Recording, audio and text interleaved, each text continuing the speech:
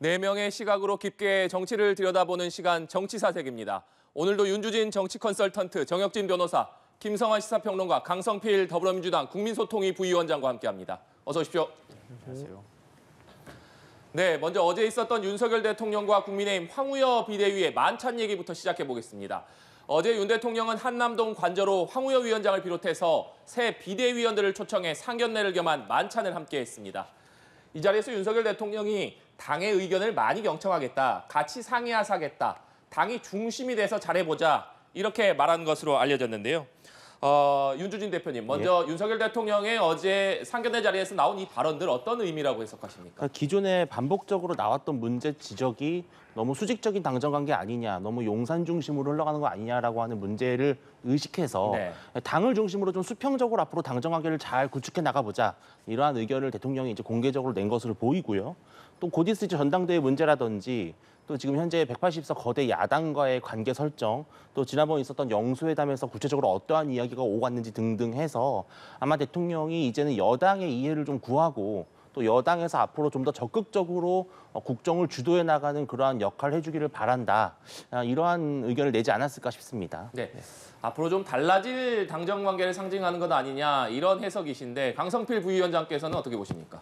그러니까 이제 대통령께서 하시는 말은 원론적인 말씀이세요. 그러니까 당의 의견을 많이 경청하겠다라는 거는 쉽게 말해서 이제 수평적인 당정관계를 만들어 보겠다, 과거와 좀 다른 모습을 보겠다 이런 말인데 지금 이번에 구성된 이 비대위가 쉽게 말해서 2달밖에 활동을 할 수가 없잖아요. 그리고 이 비대위가 무슨 혁신형도 아니고 그저 이제 전당대회를 이제 준비하는 그 정도의 기능만 있고, 하지만 이제 이 문제 속에서 지금 이슈가 전대 룰을 어떻게 할 것인가, 그리고 더 나아가서 전대 시기는 어떻게 할 것인가가 지금 문제가 되고 있거든요. 그래서 조금 긍정적으로 해석하자면 대통령실에서 이제 전대 룰과 시기에 대해서 뭐 관여하지 않겠다, 당이 알아서 잘 하길 바란다라고 이제 해석될 수는 있는데, 결국 말보다 행동이 중요하기 때문에 정말 행동으로 대통령실에서 그렇게 하는지를 두고 볼 일이다, 이렇게 보고 있습니다. 네.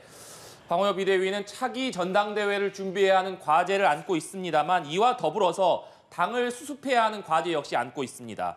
황우여 비대위원장이 총선 참패 원인을 분석하기 위한 총선 백서회의에 참석을 했는데 이 자리에서 이렇게 얘기를 했습니다.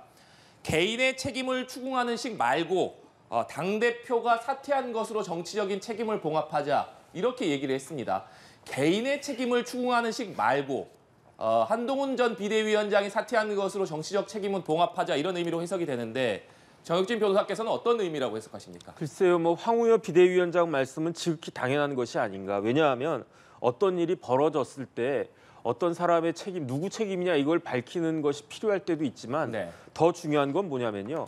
문제가 있을 때 그 문제를 어떻게 해결하느냐, 그게 더 중요한 거 아니겠습니까? 지금 국민의힘 상황이 네 책임이냐 내 책임이냐 이거 따질 그런 상황은 아니잖아요. 지금 야당에 비해서 절반밖에 안 되는 그러한 그 여당으로 그렇게 쪼그라든 그러한 상황이니까 누구 책임인지 따지는 것보다 왜 이런 상황이 초래됐고 이러한 상황 가운데에서 어떻게 해야 그 거대 야당과 맞서가지고 국정을 운영할 수 있을 것인가, 이 부분에 백서가 맞춰져야 된다라고 생각을 하는데, 그런데 제가 봤을 때 좀 이상하다고 생각했던 것이 이게 왜 누구 책임이야 자꾸 이런 쪽으로 산으로 가지? 그렇다라고 하면 지금 그 책임 따져가지고 뭐 결과를 갖다 되돌릴 수 있습니까? 저는 어쨌든 그런 것들을 황우여 비대위원장이 경륜도 많고 그러신 분이기 때문에 정확하게 짚은 거 아닌가, 저는 그런 생각이 듭니다. 네, 김성환 평론가께서는 황우여 비대위원장의 오늘 발언 어떤 의미라고 해석하십니까?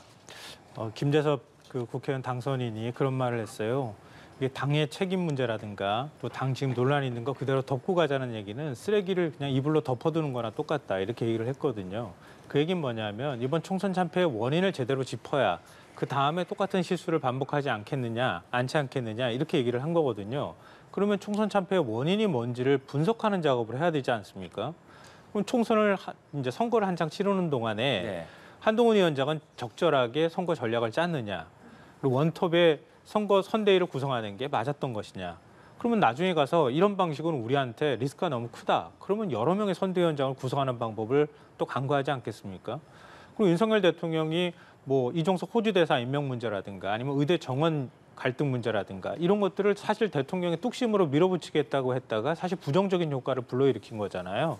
그럼 대통령이 이번 선거에서 어느 정도 문제였었는지 이런 것들을 좀 짚어야 그래야 당과 대통령과의 관계를 어떻게 설정할 건지 당은 또 어떤 면에서 정책적으로 대통령한테 좀 더 적극적으로 목소리를 낼 건지 이거를 알아가야 되는 거 아닙니까?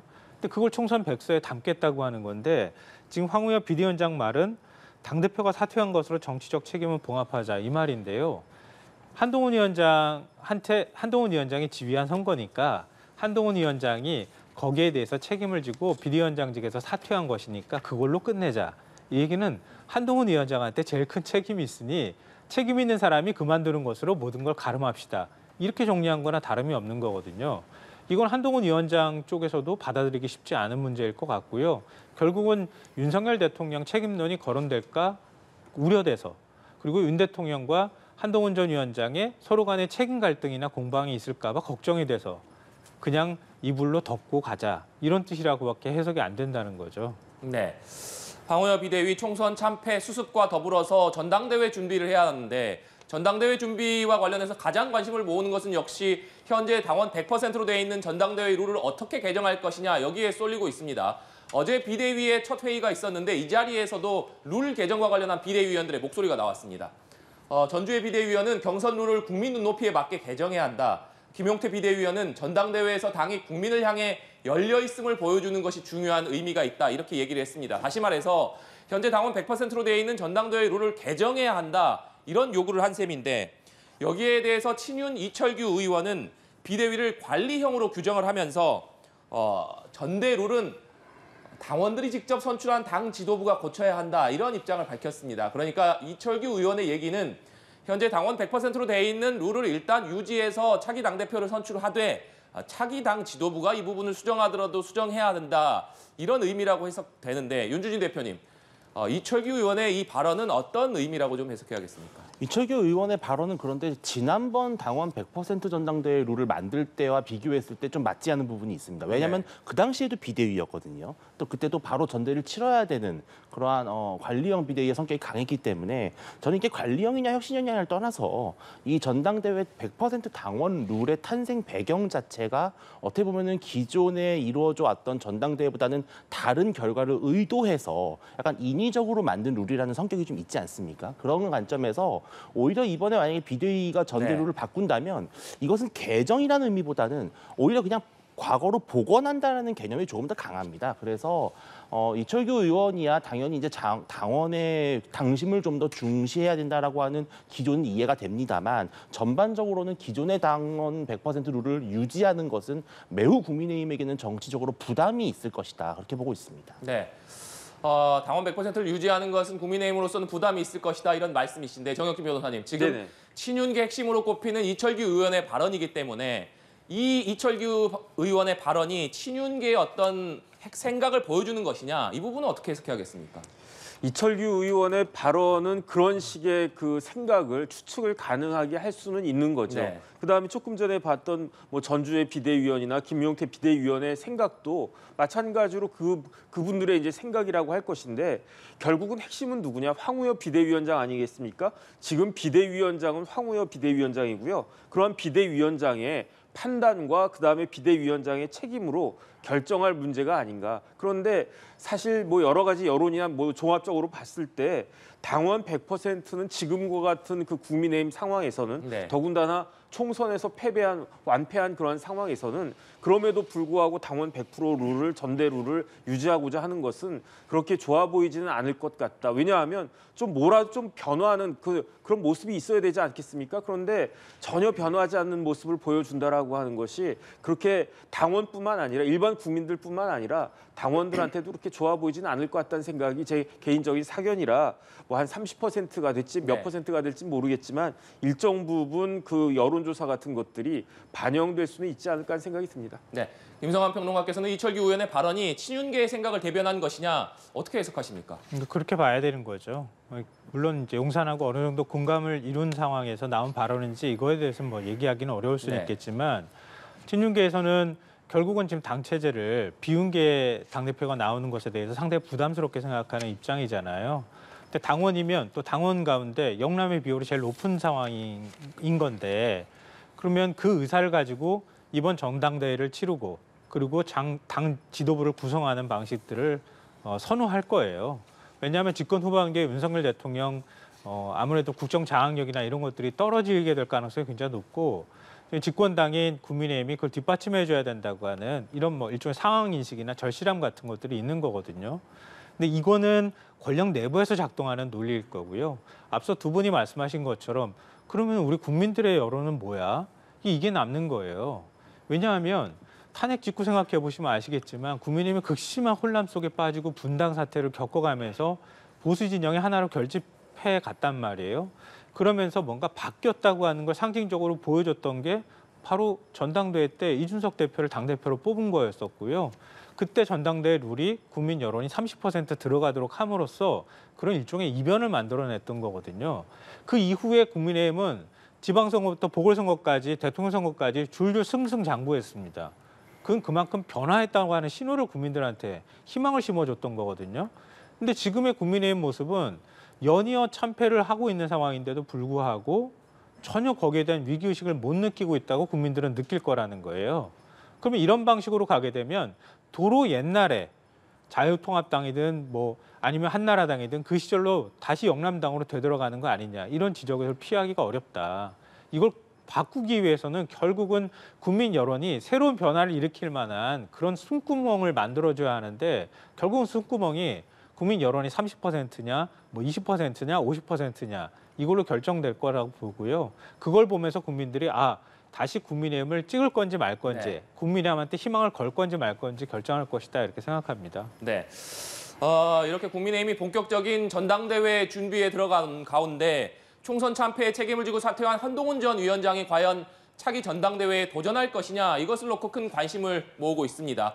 사퇴한 이후에 자맹을 이어가던 한 전 위원장 최근에 한 공공도서관에서 책을 읽는 모습이 포착되기도 했고 원희룡 전 장관과 만찬 회동을 한 사실이 알려지기도 했는데 강성필 위원장님, 지금 한동훈 전 위원장의 최근 행보는 어떤 의미가 있는 행보라고 해석하고 계십니까? 그러니까 한동훈 비대위원장은 본인이 전당대회에 나가면 이제 전당대회의 룰이라든지 시기와 상관이 없이 본인이 당대표에 당선될 수 있을 거라는 아마 자신감이 있을 것입니다. 그리고 지난 총선 이후에 1년에 벌어졌던 사건들을 보면 본인이 최소한도로 전당대회에 다시 출마할 수 있는 명분도 만들어졌다고 본 겁니다. 왜냐하면 뭐 여론조사에서 압도적인 지지를 받는 거 아니겠습니까? 대신 대통령의 조금 인기는 떨어져 있는 거고. 그런데 이제 그 원희룡 전 장관이 한동훈 비대위원장을 저는 먼저 만나자고 했을 것 같아요. 왜냐하면 한동훈 비대위원장 집 근처에서 만난 거 아니겠어요? 그럼 먼저 만나자고 한 사람이 가지 않았겠어요? 그러면 원희룡 장관이 왜 한동훈 비대위원장 만나자고 했을까? 본인이 당대표 나가고 싶은 거예요. 그러니까 한동훈 전 비대위원장한테 도움을 요청한 겁니다. 왜? 당신 총선 참패에 어떤 책임도 있고 당신 지금 나와서 당대표가 되면 대통령실하고 관계도 조금 안 좋기 때문에 오히려 여당과 대통령실이 혼란에 빠진다. 근데 당신이 지금 다음에 기회가 없을까 봐 불안해서 그런다면 내가 당대표 돼서 다음에 보궐선거가 됐든 지방선거가 됐든 내가 당신을 케어하겠다. 나를 도와라. 저는 이런 어떤 그 도움을 요청하지 않았을까. 그리고 한동훈 전 비대위원장이 여기에 대해서 조금 고민에 빠져 있지 않을까. 저는 그렇게 해석을 해봅니다. 네, 오히려 한동훈 전 위원장과 원희룡 전 장관 간의 만찬 회동은 원 전 장관이 당대표 출마를 하기 위해서 한 전 위원장에게 조금 도움을 요청하거나 그런 차원의 만남이 아니었느냐 이런 해석이신데 정혁진 변호사께서는 어떻게 보십니까? 글쎄요, 뭐 저는 그렇게까지 문제가 될 것 같다는 생각은 안 들고요. 지금 한동훈 전 비대위원장이 어떤 뭐 적극적인 액션을 하고 있는 겁니까? 그건 아니잖아요. 한동훈 비대위원장은 그냥 일상을 하고 있는 거예요. 네. 그러니까 집 앞에 있는 집 근처에 있는 도서관 가서 책을 읽고 그다음에 사람 만나서 저녁 먹고 그다음에 이제 길거리 그냥 그 거리를 갖다 거닐기도 하고 눈에 안 띄어서 그렇지 뭐 마트 같은 데 갔다 왔을 수도 있고 그런데 그런 것들이 눈에 띄면서 많은 사람들이 굉장히 주목을 하고 있다라고 하는 것을 이런 모습을 통해서 볼 수 있었던 것이 아닌가.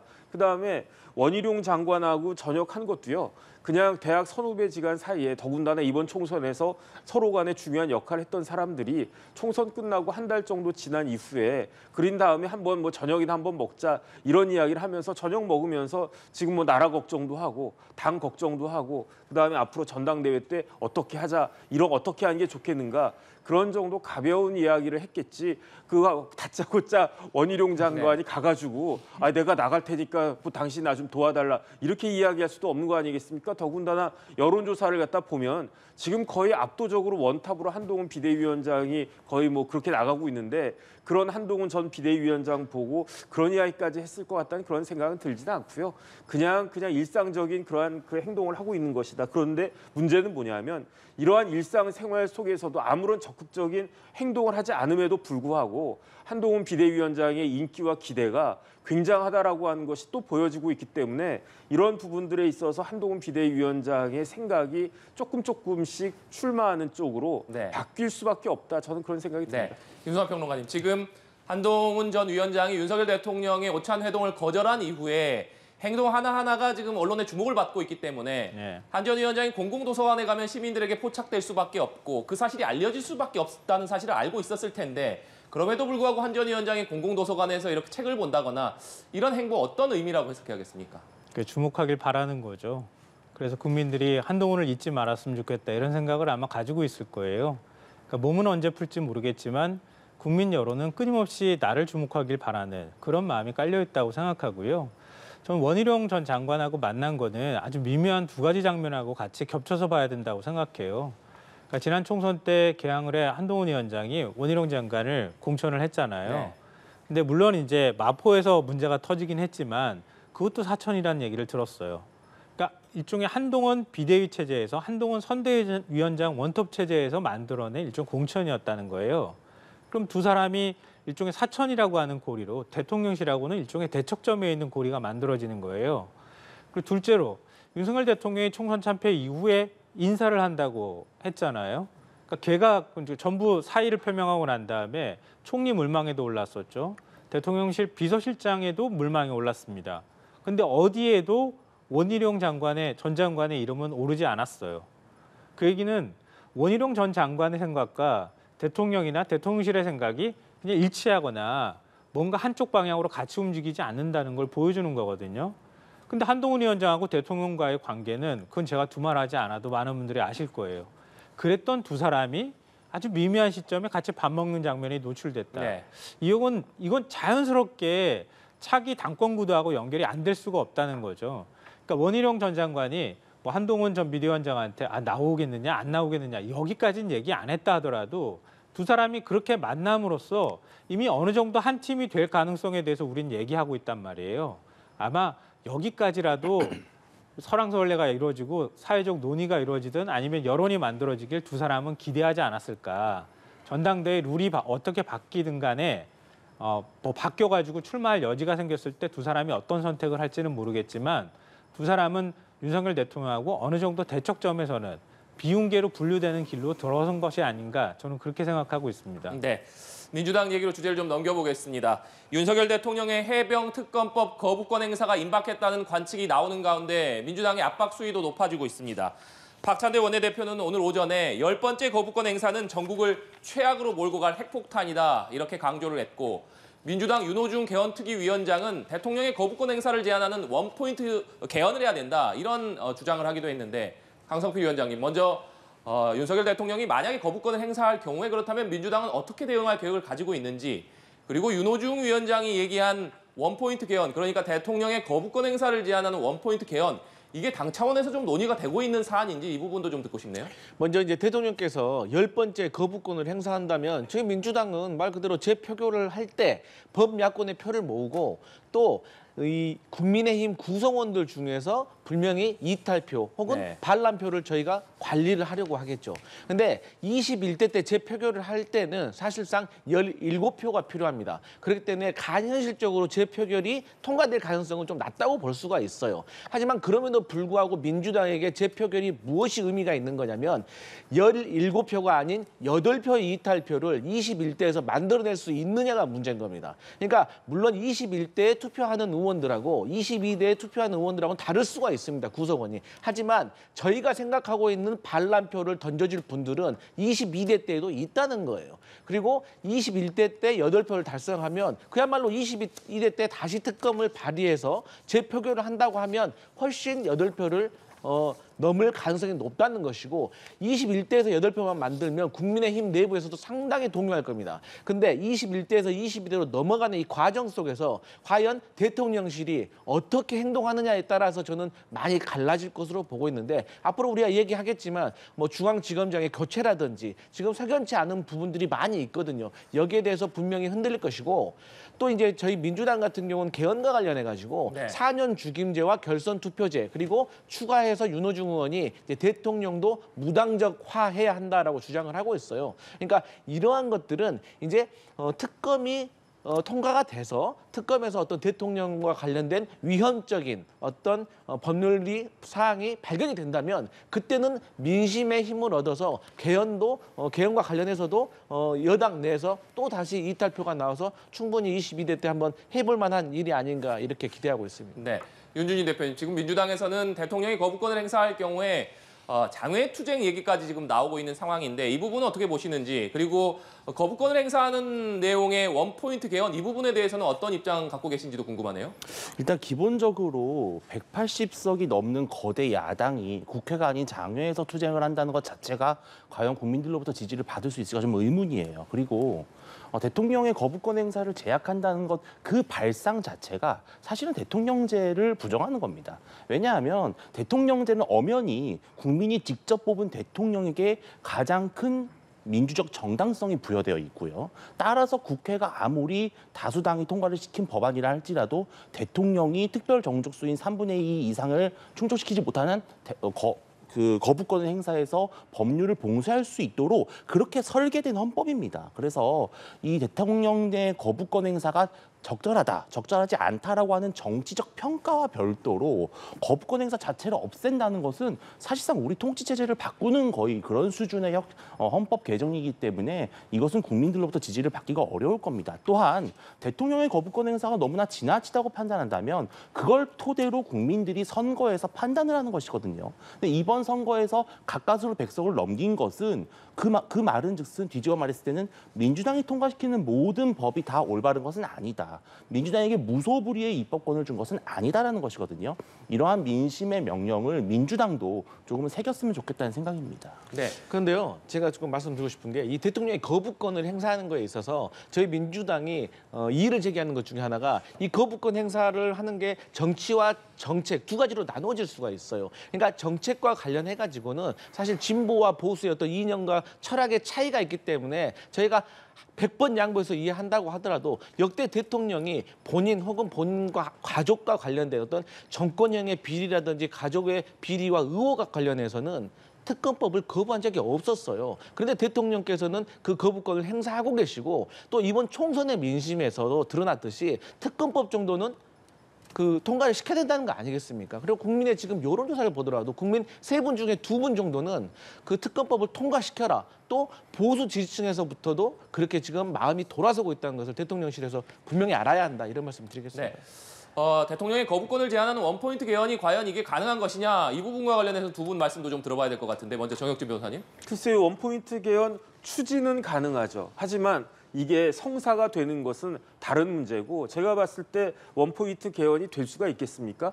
만약에 민주당 범야권이 200석 가지고 있었다. 그러면 원포인트 개헌 추진하겠다. 그다음에 개헌하겠다. 이게 되겠지만 거기에 이제 의석수가 부족하니까 제 생각에는 성사는 어려울 것 같다는 게 제 개인적인 판단이고요. 그다음에 입법권이 어디에 있습니까? 국회의원한테 있잖아요. 그러니까 국회 다수당이 마음대로 이렇게도 입법하고 처분적 법률도 입법하고 특검도 여러 개 그냥 하고 공수처도 만들고 그렇게 그 국회가 자기 마음대로 입법권 행사하는 거 아니겠습니까? 그런데 거부권은 누구한테 있습니까? 대통령한테 있다고요. 입법권은 마음대로 휘두르면서 거부권을 행사하지 말라? 이게 말이 되겠습니까? 그다음에 그렇기 때문에 만약에 국회가 제정한 법들 중에 좀 문제가 많고 위헌적인 소지가 있고 그렇다 그다음에 지금 우리나라 실정에 맞지 않은 그런 법들에 대해서는 대통령이 거부권 행사하는 것은 지극히 당연한 것이다. 그다음에 이런 부분들과 관련해가지고 만약에 진짜로 민주당이 그 제정한 법이 타당한 법인데 거기에 대해서 대통령이 거부권을 행사했다. 그렇다라고 한다면은 그러면 여당 의원들이 또 이탈해가지고 재의결하는 경우도 있지 않겠습니까? 노무현 전 대통령 때 비슷한 것 관련해가지고 재의결된 그런 사례도 있단 말이죠. 그렇기 때문에 이런 부분들에 대해서는 뭐 거부권 행사한다고 그렇게 비난한다거나 심지어 뭐 장외투쟁한다거나 이거는 넌센스라는 생각이 듭니다. 네, 김성환 평론가님. 그러니까 그 헌법 체계나 법률 체계와 관련 책이라는 것이 있고요. 거기에서 부여받은 권한을 어떻게 행사할 것인가에 관한 문제인데요. 윤석열 대통령은 헌법에서 보장한 권한이라고 해서 권한을 남용하거나 하는 모습들을 보고 있잖아요, 우리가.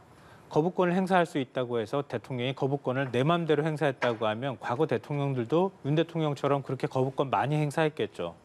근데 그 행사하는 권한을 행사하지 않고 절제를 한 거잖아요. 그게 바로 대통령이 보여줘야 할 모습인데 윤 대통령은 내 마음에 안 들면 거부권이야. 이런 식의 태도가 과연 대통령으로서 정치적 행위로서의 적절성이 있는 것이냐. 이 부분에 대해서 우리가 충분히 논쟁적으로 얘기할 수 있지 않을까 싶고요. 민주당이 거부권을 제한하는 것은 이건 반박에 부딪힐 수도 있다고 생각해요. 왜냐하면 의회와 상권 분립이 되어 있는 상황에서 아무리 대통령이 권력이 강하다 하더라도 어찌됐든 의회를 견제할 수 있는 대통령한테 부여한 권한이기도 하거든요. 그걸 일정하게 제한한다고 하면 거기에 따르는 타당한 논리나 근거를 제시할 필요가 있다. 그래서 민주당에서 얘기하는 게 대통령 측근이나 배우자나 가까운 사람, 사적으로 연결된 사람과 관련돼 있는 법안에 대해서는 거부권을 행사하지 않도록 하는 게 맞지 않느냐. 이렇게 제한적인 거부권 행사와 관련한 헌법 개정 문제를 얘기하는 거 아닌가 이렇게 생각하고요. 그리고 헌법 개정 논의를 얘기한다고 하면 좀 헌법 개정 특위가 앞으로 또 가동이 될 텐데요. 좀 더 넓은 논의를 저는 좀 했으면 좋겠어요. 그러니까 대통령제를 유지할 건지 말 건지까지 가버리면 너무 큰 논의가 될지는 모르겠으나 그러니까 권력구조 개편 논의가 그동안에 끊임없이 있었단 말이에요. 이제는 그걸 좀 시동을 걸 필요가 있지 않을까 이렇게 생각하고요. 그 가운데 대통령의 권한을 어떻게 좀 줄일 것인지, 분권형으로 가는 게 맞을 것인지 이런 부분에 대한 논의, 그리고 국민의 기본권도 이제 7공화국 얘기까지도 나오는데 지금 시대가 변화하면서 많이 바뀌었단 말이에요. 그런 것들을 어떻게 더 구체적으로 보장해 나갈 건지 이런 것들에 대한 논의를 헌법 개정 특위에서 앞으로 좀 더 본격적으로 했으면 좋겠다. 이거는 다소 제가 볼 때는 여론 조성용 멘트에 가까운 것이 아닌가 이렇게 생각합니다. 네, 알겠습니다. 국회의장 경선 얘기도 해보겠습니다. 당초 4파전이 예상됐던 민주당 국회의장 후보 경선이 추미애 당선인 그리고 우원식 의원 간의 2파전으로 압축이 됐습니다. 추미애 당선인 이재명 대표가 순리대로 자연스럽게 갔으면 좋겠다 이렇게 얘기를 했다라고 전했는데 강성필 위원장님, 이 말이 사실이라면 이재명 대표의 명심이 자신에게 있다. 추미애 당선인이 사실 이런 입장을 밝힌 것인데 그렇다면 실제로 명심이 추미애 당선인에게 기운 것이니까 이 부분 어떻게 봐야겠습니까? 저는요 이제 선거를 앞두고 당연히 후보들은 아무래도 가장 표심을 얻어야 될 분들이 있기 때문에 그분들에게 환심을 사고 싶은 말을 할 수 있는 거 아니겠습니까? 그렇기 때문에 저는 추미애 그 후보로서는 충분히 그런 말을 할 수가 있는데 저는 이렇게 생각을 해봅니다. 지금 나와 계셨던 과거에 나와 계셨고 지금 남은 두 분도 모두가 친명이에요. 그러니까 예를 들어서 친명과 비명 간의 어떤 국회의장을 두고 어떤 경쟁을 하는 거라고 하면 이재명 대표 입장에서는 친명 후보에게 조금 뭔가를 좀 밀어주고 싶고 도와주고 싶은 마음이 있겠죠. 그런데 지금 뭐 우원식 의원이나 추미애 의원이나 뭐 다 같은 친명인데 굳이 이재명 대표가 그렇게까지 할 필요가 있을까? 괜히 선거의 중립을 지키지 않고 한쪽에게 편을 들어주는 행동을 하다가 다른 한편에게 또 갈등이 생길 수가 있는 거 아니겠습니까? 그렇기 때문에 저는 그 추미애 그 후보로서는 뭐 본인의 어떤 그 당선 가능성을 높이기 위해서 그런 말을 충분히 할 수 있는데 어쨌든 이것은 의원들이 뽑는 거기 때문에 어떤 이슈와 구도도 중요하지만 어떤 의원 개개인의 지난 20여간에 가까웠던 그 의정 생활에 대한 그리고 또 의원 개개인의 어떤 판단이라는 게 있을 거예요. 그렇기 때문에 저는 그 우원식 후보도 어쨌든 간에 조정식 후보 같은 경우는 추미애 당선인을 지지하는 말을 했지만 어쨌든 지금 정성호 의원 같은 경우는 누구도 지지하지 않았거든요. 그래서 표심이 또 우원식 의원에게 갈 수도 있는 것이기 때문에 저는 이번 국회의장 선거를 흥미롭게 더 지켜볼 필요가 있다 이렇게 보고 있습니다. 네, 그런데 당초에 4파전이 예상됐던 국회의장 후보 경선이 2파전으로 압축되는 과정에서 물밑 조율이 있었다 이런 얘기가 나오고 있는데 우상호 의원이 오늘 이런 비판을 내놨습니다. 국회의장이 대한민국 권력 서열 2위인데 이 구도를 정리하는 일에 대표나 원내대표가 관여하는 것은 적절치 않다 이런 비판을 하기도 했습니다. 김성환 평론가님, 일단 2파전으로 압축된 과정을 놓고서 여러 얘기들이 좀 나오고 있는데 그 부분 어떻게 보십니까?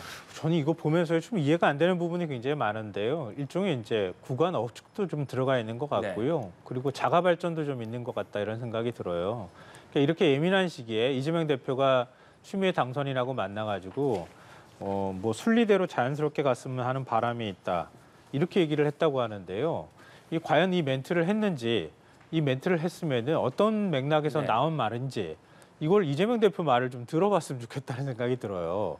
그러니까 추미애 당선인 입장에서는 본인으로 이게 구도가 만들어져서 그냥 쏠려서 갔으면 좋겠다고 아마 생각을 할 거고, 이재명 대표가 비슷한 맥락의 얘기를 했다 하더라도 그게 그냥 내가 개입하기보다는 자연스럽게 흘러가는 대로 갔으면 좋겠습니다 이렇게 얘기할 수도 있는데 나의 순리대로 갔으면 좋겠다. 최다선이고 최연장자이기 때문에 가만두면 내가 되는 건데 그걸 나를 인정해 준 것이다. 이렇게 지금 자가 발전을 좀 하는 측면이 있는 것 같거든요. 이재명 대표가 사실은 왜 끼어들 필요가 전혀 없는 거예요. 그러니까 제가 물어보면 그러니까 모 의원도 그렇게 얘기를 하더라고요. 이재명의 시간이고 다 친명인데 이재명 대표가 뭐하러 정리하겠냐고. 정리할 필요가 없는 걸 정리했다고 자꾸 얘기를 하는 것도 좀 이상한 구도고요. 그리고 박찬대 원내대표가 뭐 후보들하고 밥 먹으면서 뭐 이렇게 정리 작업을 해서 후보들이 사퇴하거나 후보 단일화를 했다 이렇게 얘기하는 건데 그것도 억측이다 이런 얘기를 하고 있어요. 그러니까 박찬대 원내대표가 나서서 굳이 국회의장 후보들을 정리하는 작업을 해야 할 이유가 전혀 없다고 하는 거죠. 제가 볼 때는 어느 쪽에서 나왔는지는 모르겠지만 자연스럽게 공교롭게 타이밍이 맞았던 걸 가지고 그 이후에 일어난 일을 결과론적으로 그걸 해석해서 아마 언론에다가 얘기하지 않았을까 하는 생각은 드는데요. 이 방금 전에 말씀하셨던 것처럼 우상호 의원 말은 뼈아프게 민주당이 들어야 된다고 생각합니다. 억지로 이걸 만들어야 할 필요는 없다고 보고요. 만약에 의원들이 자발적으로 선택하라고 둔다고 하면 저는 우원식 의원 표도 꽤 많이 나올 거라고 생각해요. 우원식 의원이 오히려 추미애 당선인보다 더 많은 표가 나올 거라는 얘기를 하는 의원도 제가 본 적이 있습니다. 그러니까 억지로 당에서 분위기를 조성할 필요는 없는데 다만 당 의원들한테 자꾸 신경 쓰이게 만드는 일은 이번 총선에서 큰 승리를 거둔 뒤잖아요. 당원들이 사실 여기에서 큰 역할을 한 것도 사실이고 근데 당원들이 자꾸 뭔가 추진력 있게 민주당이 뭔가를 이번 22대 국회에서 돌파력 있게 갔으면 좋겠고 그러면 그 가운데 국회의장이 추미애 의원 당선쯤 되면 참 좋겠다고 하는 바람을 담아서 그런 쪽으로 좀 분위기가 쏠려가는 건 사실이다. 그거를 신경 쓰고 있는 거는 분명해 보이는 것 같아요. 근데 그것만 가지고 국회의원들이 다 그거에 전적으로 의존해서 표를 던질 거라고 생각하지는 않습니다. 그러니까 불필요한 오해를 살 필요는 없다 이렇게 저는 생각합니다. 네, 윤준희 대표님. 그러니까 4파전에서 2파전으로 압축되는 과정에서 물밑 조율이 있었다는 거는 어느 정도 억측이 섞인 것 아니냐 이런 김성환 평론가 말씀이신데 윤준희 대표께서는 어떻게 보십니까? 과연 그렇게 생각하실 국민들이 얼마나 있을지 또 심지어 민주당 당원들조차도 그렇게 볼지는 모르겠어요. 왜냐하면 4파전이 갑자기 하루아침에 2파전으로 됐거든요. 또 친명의 이름으로 추대가 된 박찬대 원내대표가 두 분을 또 이제 만났단 말이죠. 이러한 여러 가지 일련의 행위들을 놓고 이건 전혀 친명이 개입되지 않은 정말 자발적인 사퇴다? 눈 가리고 아웅이라고밖에 볼 수가 없죠. 근데 저는 이것이 꼭 나쁘냐? 또 그렇지도 않다고 생각을 해요. 왜냐하면 지금 민주당은 이재명의 시간이에요. 또 이재명 대표 입장에서는 본인이 당대표 연임을 추대를 받아야 되는 입장에서 당내에 분열이 노출되는 것 자체가 부담이 될 수 있거든요. 아까 추미애 후보가 순리대로 갔으면 좋겠다라고 발언한 부분이 저는 바로 그 포인트라고 생각을 합니다. 무엇이냐 하면은 여기서 만약에 국회의장 경선을 했는데 우원식 후보의 표가 얼마나 나오는지가 사실은 이것은 반명 투표로 읽힐 여지가 있거든요. 그래서 이재명 대표 입장에서는 국회의장도 그냥 경선하지 말고 이왕 이렇게 된 거 추대로 가서 좀 좋게 가자 이렇게 원할 거라고 저는 봐요. 또 그것이 지금 현재 민주당의 정치 상황에서는 자연스러운 현상이죠. 저는 그렇기 때문에 이것이 꼭 옳고 그르다를 떠나서 명심으로 국회의장 만드는 거 지금 누가 뭐라고 하겠습니까 그거를. 저는 그냥 솔직했으면 좋겠습니다. 네, 알겠습니다. 이 얘기도 해보겠습니다. 어제 법무부가 검찰 고위급 인사를 단행했습니다. 그런데 김건희 여사 관련 수사를 지휘하고 있는 서울중앙지검장이 교체가 됐는데 윤석열 검찰총장 시절에 대변인이었던 친윤으로 꼽히는 이창수 전주지검장이 임명이 됐습니다. 어제 인사를 놓고서도 여러 가지 해석들이 좀 나오고 있는 상황인데 먼저 정혁진 변호사께서는 어떤 의미라고 보십니까? 글쎄요, 뭐 내용은 큰 문제가 없어 보여요. 왜냐하면 이창수 검사장이 검찰 내에서 능력이 있는 사람으로 쭉 인정받아왔던 사람이고, 그 다음에 이제 송경호 그 지검장이나 네. 이런 사람들은 다 오랫동안 했었고, 그 다음에 또 승진해서 간 거기 때문에 큰 문제가 있겠는가, 저는 그런 생각은 드는데, 그런데 문제는 뭐냐면 시점이에요.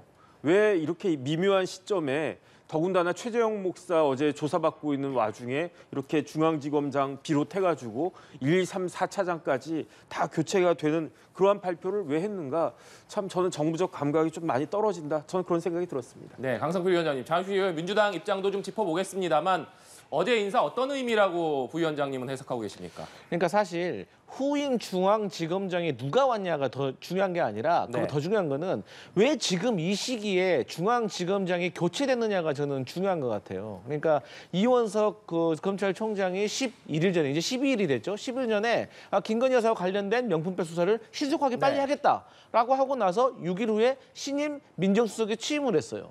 그리고 나서 저희가 야당에서 어떤 생각을 했었냐, 이건 둘 중 하나다. 첫 번째, 대통령이 비교적 정치적으로 조금 자존심만 조금 상하면 될 일, 형사적으로는 조금 문제가 좀 덜한 어떤 김건희 여사와 관련된 의혹 하나를 털어내고 나중에 야당이 특검을 발의할 것에 대해서 거부할 수 있는 명분을 만드는 것이 아니냐라고 해석하는 사람들도 있었고, 반면에 검찰과 대통령실 간의 갈등설이 아니냐 이렇게 해석을 했었는데, 저희는 지금 이번 인사를 보면서 대통령실과 이원석 검찰총장 간에 좀 갈등이 있는 것이 아니냐. 왜?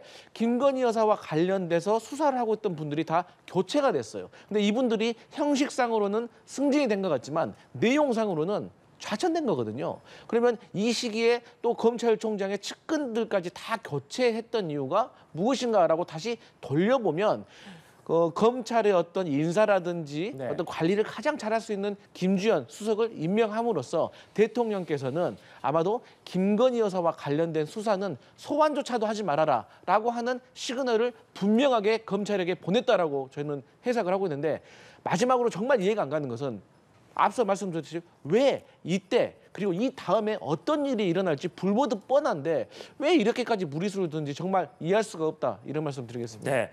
김건희 여사 관련 의혹에 신속하고 엄정한 수사를 지시했던 이원석 검찰총장, 오늘 출근길에 이번 인사와 관련해서 이런 입장을 밝혔습니다. 어느 검사장이 오더라도 원칙대로 증거와 법리를 따를 것이다. 인사는 인사고 수사는 수사다. 이렇게 얘기를 했는데 정치권 반응은 극명하게 엇갈렸습니다. 여의 발언부터 듣고 오시겠습니다. 인사권이야 뭐 정례적으로 하는 거니까. 예. 그래서 실질적인 수사가 이루어지고 하는 거는 검사들과 수사관들이 알아서 이런 부분들이 다 이루어질 텐데, 예.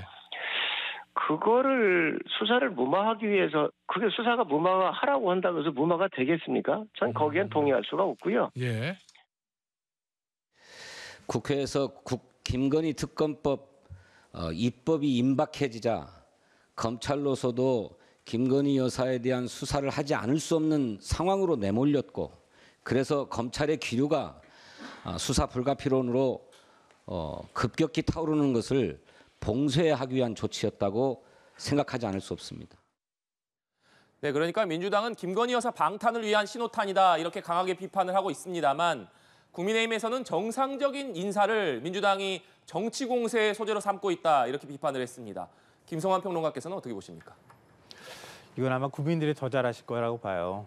뭐 진보 보수 신문 가리지 않고요. 며칠 전부터 계속 송경호 서울중앙지검장 인사가 언제 어떻게 나는지, 혹시 나기는 나는지 이걸 좀 주목해 봐야 된다. 다 그렇게 얘기했어요. 왜냐하면 이전에도 송경호 지검장이 수사팀의 의견을 받아서 김건희 여사 소환 조사해야 될 필요성을 얘기를 했다는 거잖아요. 도이치모터스 사건과 관련해서거든요. 그랬을 때 좌천하려고 좌천성 인사를 낸다고 하는 소문이 파다했고, 네. 그게 거의 정설처럼 지금 얘기되고 있는 상황이었어요. 근데 결국은 박선재 법무부 장관이 일단 인사를 안 내는 것으로 그 파동이 한번 일어날 거를 억지로 덮은 거란 말이에요. 그런데 이원석 검찰총장이 김건희 여사 결국 이제 명품백 문제 조사하겠다, 수사하라 이렇게 서울중앙지검에 지시를 했단 말이에요. 그 이후에 그럼 도이치모터스 주가 조작 사건도 김건희 여사 소환 조사했을 때 한꺼번에 다 조사한다는 얘기까지 나왔어요. 그럼 과연 이걸 어떻게 막을 거냐. 아마 대통령실에서 굉장히 전전긍긍했을 거라고 생각하거든요. 그러다가 이 인사가 난 거예요. 기존의 수사팀, 수사를 지휘했던 사람, 그리고 이원석 검찰총장의 수종이는 다름없는 대검 간부들 다 바꾸는 걸로 드러났어요. 이게 어떤 결과로 이어질까요? 자연스럽게 추운 갈등 얘기를 안 할 수가 없어요. 윤석열 검찰총장 시절에 그때 추미애 법무부 장관이 수족을 자르는 인사를 했다고 해서 윤석열 당시 검찰총장이 뭐라고 했습니까? 검찰총장은 법무부 장관의 부하가 아닙니다. 이렇게 얘기했습니다. 내가 할 수 있는 게 없습니다. 아무것도. 그렇게 얘기했거든요. 이원석 검찰총장이 속으로 무슨 생각할까요? 제가 할 수 있는 게 아무것도 없습니다. 똑같은 상황입니다. 그러면 보십시오. 그 검찰총장이 지금 대통령이 됐어요. 그래서 자신의 배우자 관련돼 있는 수사를 막 속도감 있게 5월 말까지 끝내겠다고 막 수사 속도를 내고 최재형 목사 소환 조사하고 다음은 김건희 여사라고 얘기하고 있어요. 그 국면에서 인사를 내서 수사팀 싹 바꿨어요. 그러면은 그게 무슨 힘인지 모르고 했겠습니까? 그리고 김지원 민정수석을 임명한 지 엿새 만에 이런 인사가 나면 민심 청취가 아니라 결국 검찰 장악을 위해서 민정수석 자리를 만들었다는 비판과 오해가 일어나지 않을 거라고 왜 몰랐겠습니까? 다 알았는데 했다는 얘기예요. 이 얘기는 거꾸로 말하면 이렇게까지 다급했다고도 얘기할 수 있고 이렇게까지 노골적으로 이거는 얘기를 할 만큼 대통령은 확고한 생각을 가지고 있다는 걸 보여주는 거라고 봐요. 저는 만약에 추운 갈등과 같은 똑같은 일이 벌어졌을 때 당시에 기계에 있었던 그 검사들, 집단 행동하고 그랬던 검사들이 이번에는 어떤 반응을 보이는지 개인적으로 좀 지켜볼 생각입니다. 네, 윤주진 대표께서는 어떻게 보고 계십니까? 이번 인사는 상당히 오해를 불러일으키기 충분하죠. 대통령실에서 정무적 판단이 매우 부족했고요. 안 그래도 전 중앙지검장을 뭐 내치니 좌천시키니 하는 그런 갈등설이 불거지고 있는 상황에서 이러한 인사를 하게 되면 당연히 우리 김성환 평론가 말씀하신 것처럼 국민들로서는 의심을 할 수밖에 없죠. 다만 저는 좀 더 지켜볼 수도 있다고 생각을 하는 것이 다음 차기 중앙지검장이 과연 어떤 판단을 할 것인지도 좀 볼 필요가 있다고 봅니다. 라인 사태 관련된 얘기도 해보겠습니다. 라인 사태를 놓고서 정치권 공방이 이어지고 있습니다. 야권은 이것이 대일 굴종 외교다. 총력 대응하지 않으면 매국 정부와 정당이 될 것이다. 이렇게 비판을 하고 있고 조국 혁신당 대표는 독도를 찾아서 강력한 항의 메시지를 내기도 했습니다. 여기에 대해서 정부와 여당은 반일 조장 프레임이다. 이렇게 강하게 반박을 하고 있는데 이 부분에 대해서 정혁진 변호사께서는 어떻게 보고 계십니까? 글쎄요, 라인 문제는 사실은 좀 복잡한 문제잖아요. 네. 그다음에 기본적으로 이거는 국가 대 국가의 문제가 아니고 네이버의 문제 아니겠습니까? 그다음에 네이버가 야후하고 전략적으로 합작한 것도 네이버의 판단이었고 그다음에 지금 다 이야기가 나오고 있지만 이런 식으로 이런 그 상황을 조장한 것도 문재인 대통령 아니었습니까? 뭐 이런 여러 가지 것들이 있기 때문에 네이버 입장에서 자기 회사한테 가장 유리한 쪽으로 결정을 하지 않을까 저는 그런 생각이 들고요. 게다가 만약에 네이버가 아무런 잘못이 없이 이런 일이 벌어졌다라고 하면 그러면 또 모르겠는데 사실은 요즘 제일 민감한 게 이제 개인정보 같은 거 아니겠습니까? 그런 부분들에 있어서 네이버에 과실이 있었다라고 뭐 나오고 있으니까 그러니까 일단은 기본적으로 네이버한테 맡겨둬야 될 문제가 아닌가 싶고 그럼에도 불구하고 정부가 개입할 문제가 있으면 개입할 상황이 되면 그 부분에 대해서는 정부가 적극적으로 개입한다라고 했으니까 지켜보면 되지 않을까 하는 생각이 듭니다. 네, 강성필 위원장님 어제 대통령실에서는 라인 사태 관련 브리핑을 하면서 극단적인 반일 프레임은 도움이 되지 않는다 이런 입장을 밝히기도 했는데 어떤 입장 가지고 계십니까? 맞습니다. 뭐 극단적으로 반일 어떤 감정을 조장하는 건 안 좋은 거겠죠. 하지만 그럼에도 저희 민주당이 지적하지 않을 수가 없는 게 과거 2018년도에 페이스북에서도 개인정보가 유출이 됐어요. 근데 그때 일본 총무성이 행정 지도는 했지만 지분을 매각하라고 압력을 넣지는 않았습니다. 마찬가지로 이번에 정보 유출도요. 어떤 개인의 민감한 정보보다는 사실 기업에 민감한 정보가 유출됐다는 말이 있습니다. 된다. 그리고 이 개인정보가 유출됐다고 해서 지분을 매각하라고 하는 것은 저희는 과도하다고 보고요. 그러면 일본 정부가 사실 기업들 간에 알아서 하라고 할 일이지 일본 정부가 개입을 해서 지분을 매각하라고 한 것은 네이버가 일본에 가서 13년 동안 기업을 키워가지고 10조 원 넘는 자산 가치를 만들었는데 이것을 매각하라고 압력 내는 것은 저희 정부로서는 절대로 가만히 있어서는 안 된다. 물론 정부도 뭐 지난 4월 말부터 이러저러한 조치들을 했다고 하지만 어찌 됐든지 간에 지금 매각이 공식 협상화가 되어가고 있고 또 한국인 출신 임원은 해임이 됐어요. 그래서 이러한 것들은 우리 정부가 나서서 뭐 어떤 완급 조절을 잘 해가면서 어떤 일본에게 피해를 받지 않도록 국민의 생명과 재산을 보호해야 되지 않겠습니까? 그래서 이런 면에 있어서는 정부가 좀 적극적으로 나설 필요가 있다. 그런 입장입니다. 네, 윤주진 대표님, 지금 민주당에서는 이번 사태와 관련해서 상임위 개최라든지 긴급 현안 질의도 필요하다 이런 요구를 하고 있는 상황입니다. 이 부분에 대해서는 어떻게 생각하십니까? 네이버가 과연 그것을 원할지를 한번 생각을 해봐야 될 것 같아요. 지금 보면 네이버는 로우키에서 가장 그 좀 조용한 분위기 속에서 이 문제를 좀 해결하고 싶어하는 눈치가 있거든요. 왜냐하면은 이게 너무 정치의 문제로 비화됐을 경우에 네이버가 행사할 수 있는 협상 카드가 오히려 줄어들 수 있다는 지적이 나옵니다. 오히려 네이버는 이번 기회에 좀 좋게 지분을 매각해서 현금을 쥐고 새로운 사업에 대대적인 투자를 하고 싶다. 이러한 분석도 나오거든요. 저는 그래서 정치권이 너무 이 문제를 정쟁화하지 않고 정말 네이버와 또 네이버의 구성원들이 원하는 방식대로 해주는 것이 맞다. 그리고 저는 지금 다분히 이재명 대표가 뭐 이토 히로부미 이런 말씀까지 하셨는데요. 과거에 조국 대표가 뭐 죽창가 이런 얘기도 했었는데 반일 정서를 둘러싼 민주당의 두 지도자가 너무 좀 비생산적인 경쟁을 하는 게 아닌가라는 생각도 듭니다. 네, 알겠습니다. 오늘 말씀 여기까지 듣겠습니다. 지금까지 정치사색이었습니다. 네 분 오늘도 고맙습니다.